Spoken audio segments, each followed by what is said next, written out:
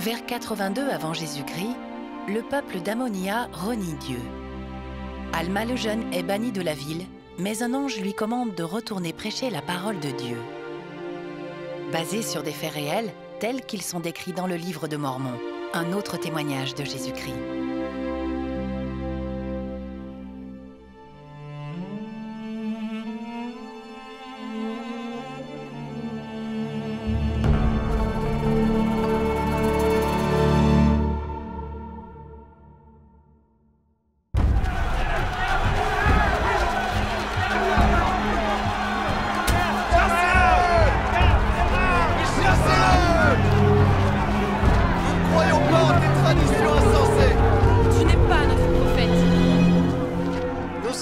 Tu es Alma, le grand prêtre de l'Église.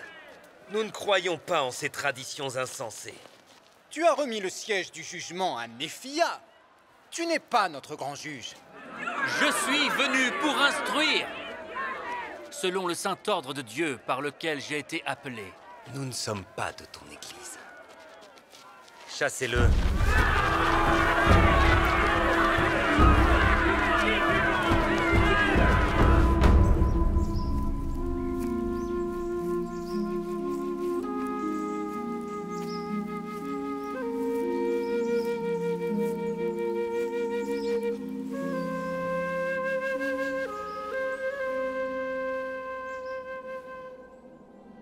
Tu es béni, Alma. C'est pourquoi lève la tête et réjouis-toi, car tu as été fidèle à garder les commandements de Dieu depuis le moment où tu as reçu ton premier message de lui. Voici, c'est moi qui te l'ai remis. Je suis envoyé pour te commander de retourner à la ville d'Ammonia et de prêcher de nouveau au peuple de la ville. Dis-lui que s'il ne se repent pas, le Seigneur Dieu le détruira. Car voici, il envisage en ce moment de détruire la liberté de ton peuple.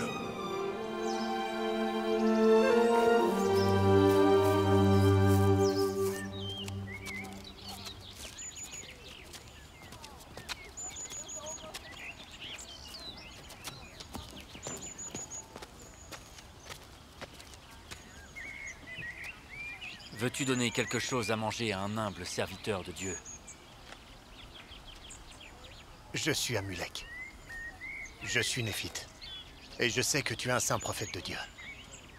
Car tu es l'homme dont un ange m'a dit dans une vision, tu le recevras. Viens avec moi dans ma maison, et je te donnerai de ma nourriture. Je sais que tu seras une bénédiction pour moi et ma maison. Je rends grâce à Dieu de nous avoir réunis. Béni sois-tu, toi et ta maison. Je suis Alma, et je suis le grand prêtre de l'Église de Dieu dans tout le pays. J'ai été appelé à prêcher la parole de Dieu parmi ce peuple. Parce que tu m'as nourri et que tu m'as pris chez toi, tu es béni. C'est un honneur pour nous d'accueillir un serviteur du Seigneur dans notre maison. Tu peux rester chez nous aussi longtemps que tu le souhaites.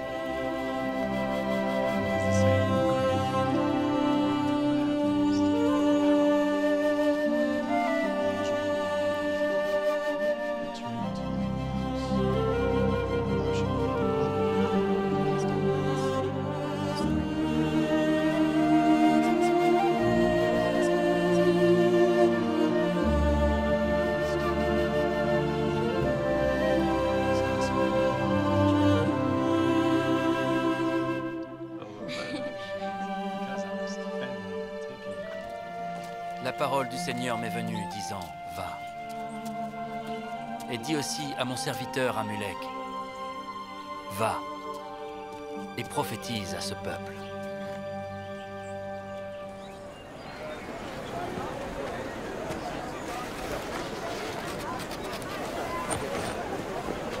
J'ai besoin d'aide pour un différend concernant des terres. Où sont ces terres? En dehors de la ville. Excellent, cela fait partie de notre juridiction. Ce sera de Sénaux.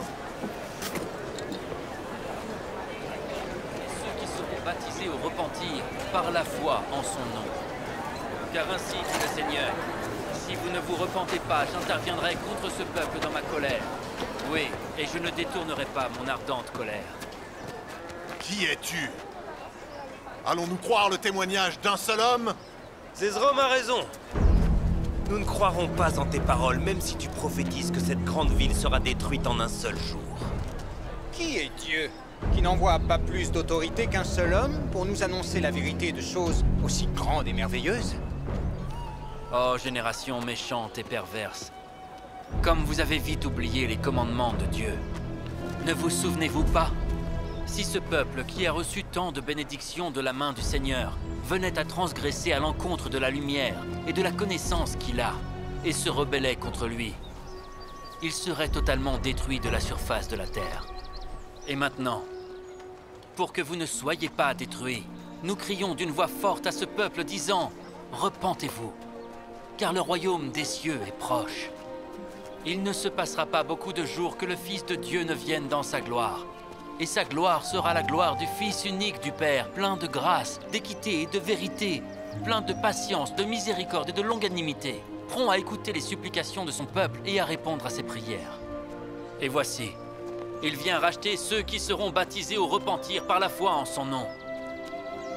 Et maintenant, mes frères bien-aimés, car vous êtes mes frères, et vous devriez être bien-aimés. Et vous devriez produire des œuvres dignes du repentir. Jetez-le en prison. Non. Non. Arrêtez. Arrêtez. Peuple d'Ammonia, je suis Amulek, un descendant de Néphi qui était fils de Léhi. Je suis un homme dont la réputation n'est pas des moindres parmi ceux qui me connaissent. J'ai été appelé de nombreuses fois par le Seigneur et je n'ai pas voulu entendre, mais j'ai continué à me rebeller contre Dieu. Tandis que je voyageais pour voir un très proche parent, un ange du Seigneur m'apparut et dit « Amulek, retourne dans ta maison. » Et j'obéis à la voix de l'ange. Et je trouvais l'homme dont l'ange m'avait dit de le recevoir dans ma maison. Et voici, c'était ce même homme qui vient de vous parler concernant les choses de Dieu. Tu dis qu'un ange t'a fait connaître ces choses? Ô génération méchante et perverse, docteur de la loi et hypocrite, car vous posez des traquenards et des pièges pour surprendre les saints de Dieu. Vous faites des plans pour pervertir les voies des justes, et ce même jusqu'à la destruction totale de ce peuple. Sans les prières des justes, vous seriez dès maintenant châtiés par une destruction totale. Si vous chassez les justes de parmi vous, alors le Seigneur n'arrêtera plus sa main. Et le temps est proche, à moins que vous ne vous repentiez. Cet homme insulte nos lois, qui sont justes, et nos sages docteurs de la loi, que nous avons choisis.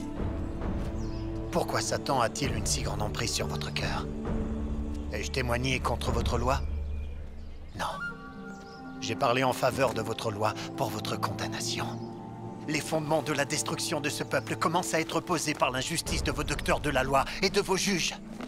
Or, nous savons que cet homme est un enfant du diable, car il nous a menti, car il a parlé contre notre loi, et maintenant il dit qu'il n'a pas parlé contre elle. Veux-tu me répondre à quelques questions que je vais te poser? Oui, si c'est selon l'esprit du Seigneur qui est en moi. Car je ne dirai rien qui soit contraire à l'esprit du Seigneur. Voici, j'ai ici 6 onties d'argent. Et je te les donnerai tous, si tu nies l'existence d'un être suprême. Ô enfant de l'enfer, pourquoi me tentes-tu? Sais-tu que le juste ne cède pas à de telles tentations? Crois-tu qu'il n'y a pas de Dieu? Je te le dis, non. Tu sais qu'il y a un Dieu. Mais tu aimes le lucre plus que lui. Tu m'as menti devant Dieu. Tu m'as dit, je te donnerai les 6 onties, alors que l'intention de ton cœur était de me les refuser. Et ton seul désir était que je nie le Dieu vrai et vivant, pour avoir une raison de me faire périr. Tu dis qu'il y a un Dieu vrai et vivant. Oui, il y a un Dieu vrai et vivant. Y a-t-il plus qu'un seul Dieu? Non. Comment sais-tu ces choses? Un ange me les a révélées. Qui est celui qui va venir? Est-ce le Fils de Dieu? Oui. Sauvera-t-il son peuple dans ses péchés? Non, car il lui est impossible de nier sa parole. Veillez à vous souvenir de ces choses, car il a dit qu'il n'y a qu'un seul Dieu.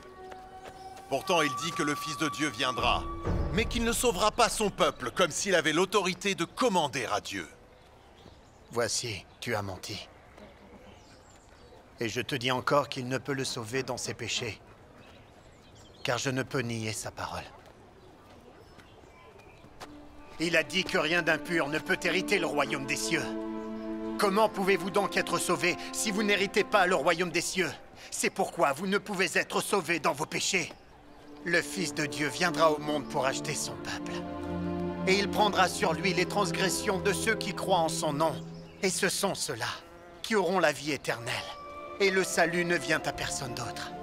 C'est pourquoi les méchants restent comme si aucune rédemption n'avait été faite, si ce n'est que les liens de la mort seront détachés.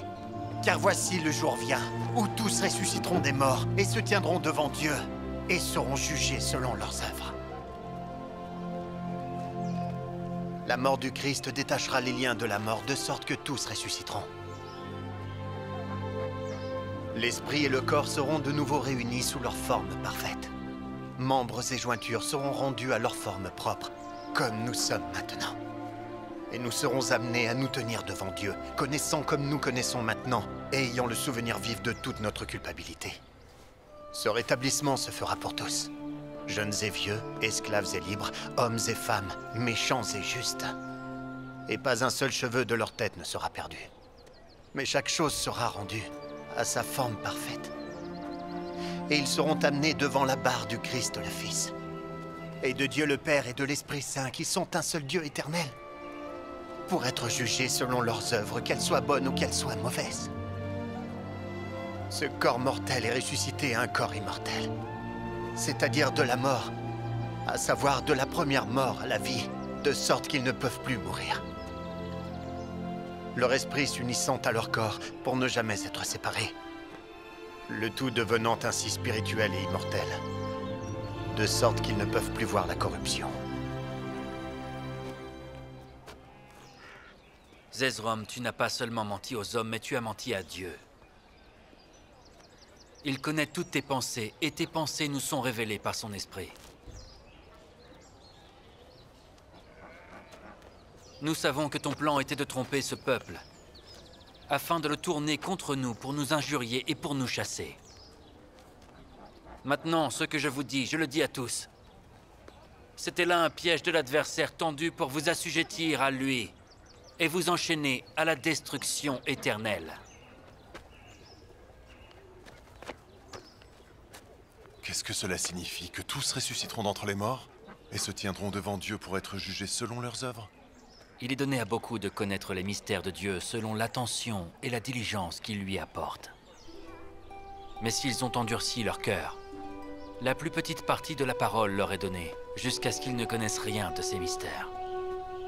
Et ensuite, ils sont faits captifs par le diable et entraînés par sa volonté sur la pente de la destruction. Voilà ce que l'on entend par les chaînes de l'enfer. Et si notre cœur s'est endurci contre la parole au point qu'elle ne s'est pas trouvée en nous, alors notre état sera affreux, car alors nous serons condamnés. Un temps a été accordé à l'homme pour se repentir. Et cette vie est devenue un état probatoire. Un temps pour se préparer à rencontrer Dieu.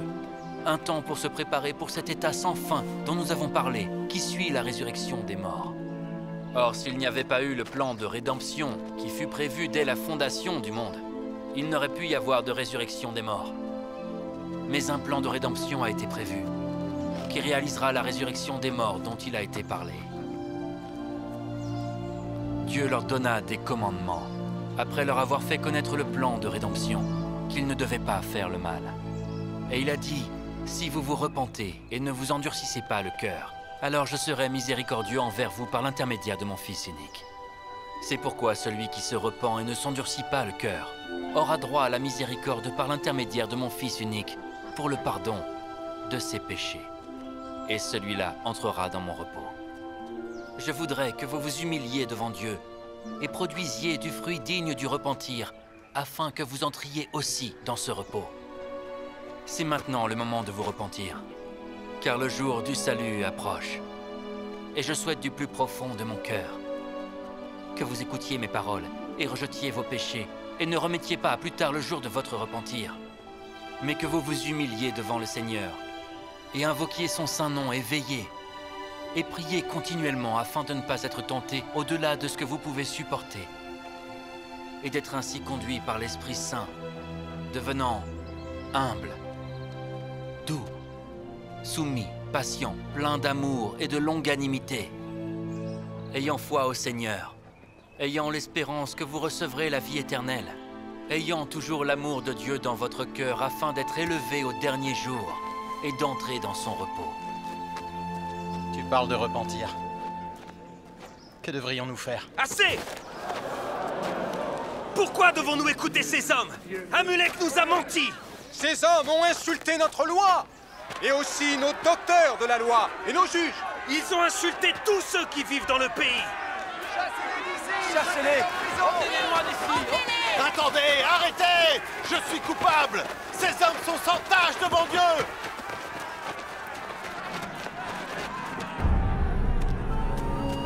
Crois-tu les paroles de ce prétendu prophète? Emmenez-les! Prenez les femmes et les enfants des croyants! Non! Non! Tu oses mettre en doute mon autorité? Voici, je suis coupable, et ces hommes sont sans tâche devant Dieu! Ces hommes sont des blasphémateurs! Emmenez-les! Emmenez ces hommes loin d'ici! Faites-les sortir de ma cour!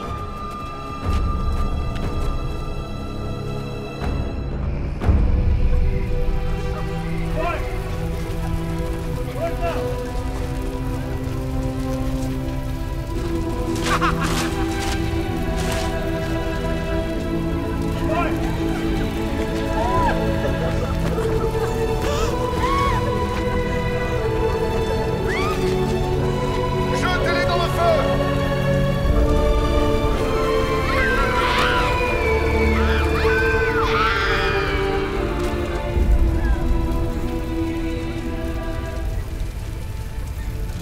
Comment pouvons-nous être témoins de cette scène affreuse? Étendons la main et exerçons le pouvoir de Dieu qui est en nous. Et sauvons-les des flammes.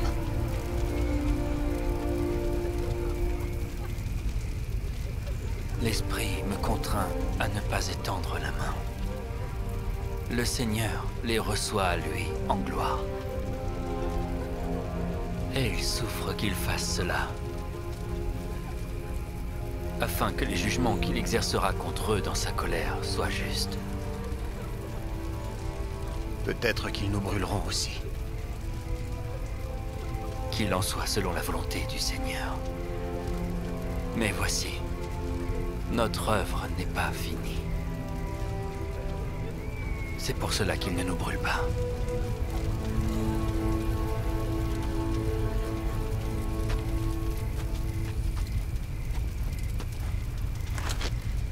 Après ce que vous avez vu, prêcherez-vous encore à ce peuple?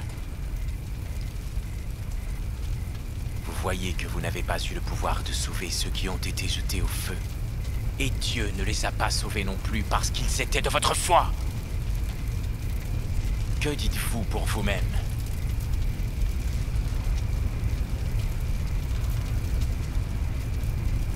Jetez-les en prison.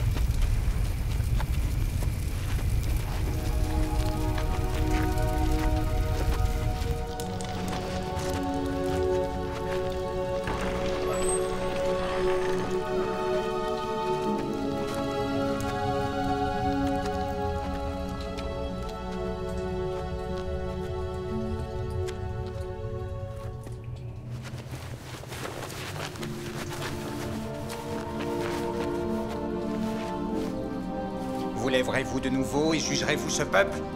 Et condamnerez-vous notre loi?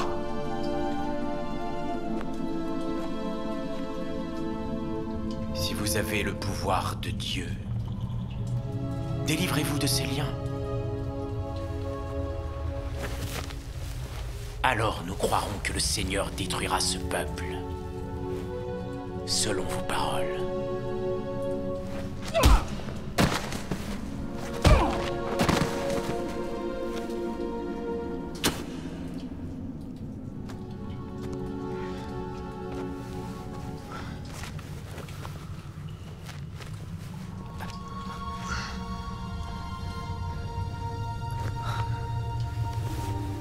Combien de temps souffrirons-nous ces grandes afflictions?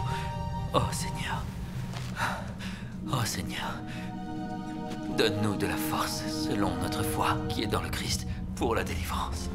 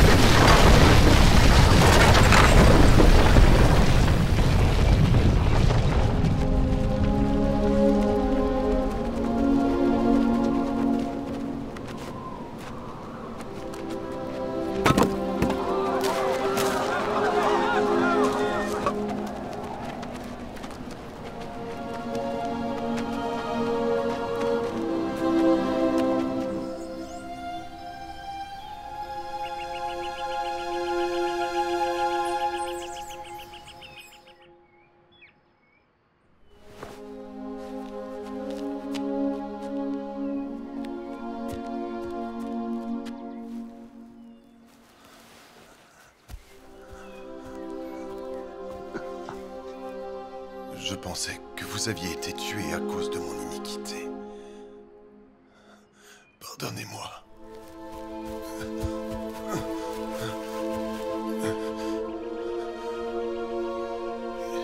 Guérissez-moi.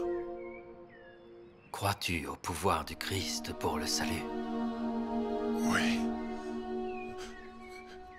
Je crois à toutes les paroles que tu as enseignées. Si tu crois en la rédemption du Christ, tu peux être guéri. Oui, je crois.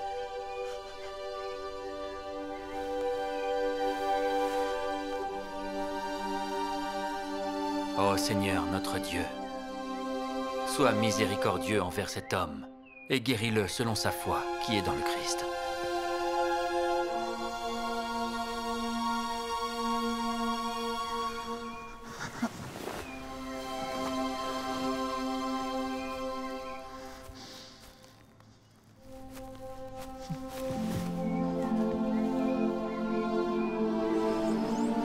Zezrom, je te baptise ayant autorité du Dieu Tout-Puissant.